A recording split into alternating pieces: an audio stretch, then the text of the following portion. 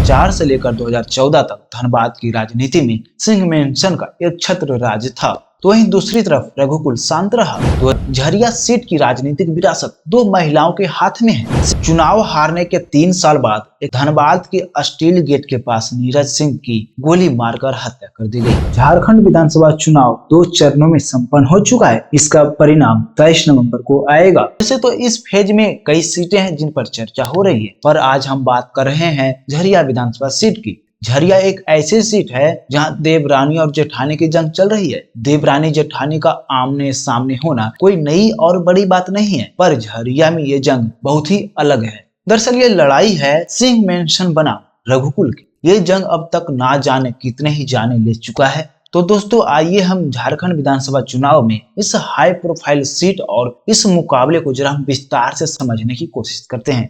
2004 से लेकर 2014 तक धनबाद की राजनीति में सिंह मेंशन का एक छत्र राज था, तो वहीं दूसरी तरफ रघुकुल शांत रहा। 2009 में राज नारायण सिंह के बेटे नीरज सिंह ने नगर निगम चुनाव के रास्ते सियासत में एंट्री की। नीरज सिंह चुनाव जीतकर धनबाद के डिप्टी मेयर बने, तो रघुकुल की खोई हुई ताकत वापस आ गई। तो वहीं दूसरी तरफ नीरज सिंह को आगे बढ़ता देख कुंती सिंह ने 2014 में अपनी जगह अपने बेटे संजीव सिंह को झरिया विधानसभा सीट से चुनाव लड़वा दिया। इस चुनाव में नीरज सिंह को करारी हार मिली। चुनाव हारने के 3 साल बाद 21 मार्च 2017 को धनबाद के स्टील गेट के पास नीरज सिंह की गोली मारकर हत्या कर दी गई। मीडिया रिपोर्ट के मुताबिक हत्यारों ने नीरज सिंह की गाड़ी पर AK-47 से हमला किया था। उनकी कार पर 60 गोलियां बरसाई गई और 25 गोलियां उनके शरीर को छेदते हुए निकल गई। नीरज सिंह के मर्डर केस में झरिया विधायक संजीव सिंह का नाम सामने आया। आरोप लगा कि संजीव सिंह ने ही हत्या की साजिश रची थी।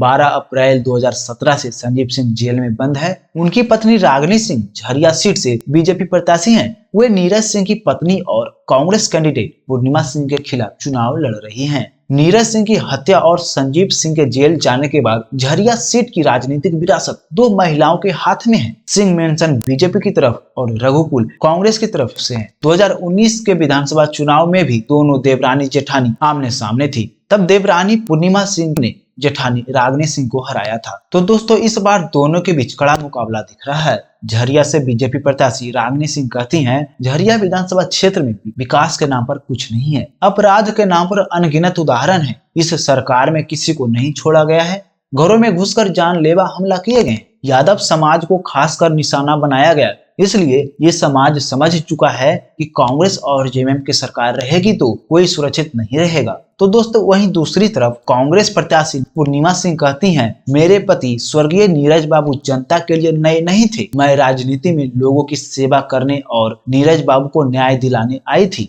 आज तक वही कर रही हूँ। मेरी लड़ाई उन लोगों के खिलाफ है जो झरिया को सिर्फ ताकतें दिखाने और धन बल बढ़ाने के लिए इस्तेमाल कर रहे हैं। दरअसल धनबाद शुरू से ही बीजेपी का बेस रहा है। इस बार के चुनावी समीकरण भी उसके पक्ष में जाते दिख रहे हैं। 2017 में मेयर नीरज सिंह की हत्या के बाद उनकी पत्नी पूर्णिमा सिंह ने राजनीति में कदम रखा। 2019 के विधानसभा चुनाव में उन्होंने संजीव सिंह की पत्नी और अपनी जेठानी रागिनी सिंह को 12,054 वोटों से हराया। दोनों परिवार को नजदीक से जानने वाले पत्रकार कहते हैं कि नीरज सिंह की हत्या के बाद संजीव सिंह को जेल जाना पड़ा तो दोनों परिवारों के बीच तनाव और बढ़ गया। सिंह मेंशन और रघुकुल के बीच मनमुटाव जारी है। पिछले विधानसभा चुनाव में नीरज सिंह की हत्या का फायदा उनकी पत्नी पूर्णिमा सिंह को मिला था। उन्होंने संजीव सिंह की पत्नी रागिनी सिंह को हराकर चुनाव जीता और कांग्रेस को यह सीट दिला दी। तो दोस्तों इस बार झरिया सीट का समीकरण थोड़ा बदला सा दिख रहा है। लोग मौजूदा विधायक पूर्णिमा सिंह से निराश हैं। चुनाव जीतने के बाद वे अपने क्षेत्र में बहुत कम ही नजर आई। तो दोस्तों वहीं दूसरी तरफ रागिनी सिंह हारने के बाद भी झरिया के लोगों से मिलती जुलती रही है। विधानसभा चुनाव के 2-3 महीने पहले से ही उन्हें लेकर लोगों में जबरदस्त क्रेज है। इससे यहाँ बीजेपी स्ट्रांग लग रही है। तो दोस्तों झरिया के लोग कहते हैं कि झरिया का क्राइम तो कभी खत्म नहीं होगा। यहाँ कोयले की वर्चस्व की लड़ाई है। जब तक कोयला व्यापारी रहेंगे ये ऐसे ही चलता रहेगा। मर्डर, खून खराबा यहाँ आम बात है। यहाँ पार्टी की नहीं बल्कि देवरानी जेठानी की लड़ाई है। तो दोस्तों झरिया का माहौल अभी 50-50 लग रहा है। यहाँ सबसे बड़ा मुद्दा बेरोजगारी और विकास का है। किसी को काम नहीं मिला। लोगों को किसी सरकार से उम्मीद नहीं रह गई है। इस सरकार को देखा, इससे पहले बीजेपी सरकार को भी देखा, मगर कोई फायदा नहीं हुआ। तो दोस्तों इस वीडियो पर आपकी क्या राय है हमें कमेंट बॉक्स में जरूर बताएं। तो दोस्तों अगर आपने अब तक हमारे चैनल को सब्सक्राइब नहीं किया है तो जल्दी से सब्सक्राइब कर लें, क्योंकि पॉलिटिकल अपडेट हम लाते रहते हैं। तो दोस्तों मिलते हैं अगले वीडियो में, तब तक के लिए बने रहे हमारे साथ। धन्यवाद।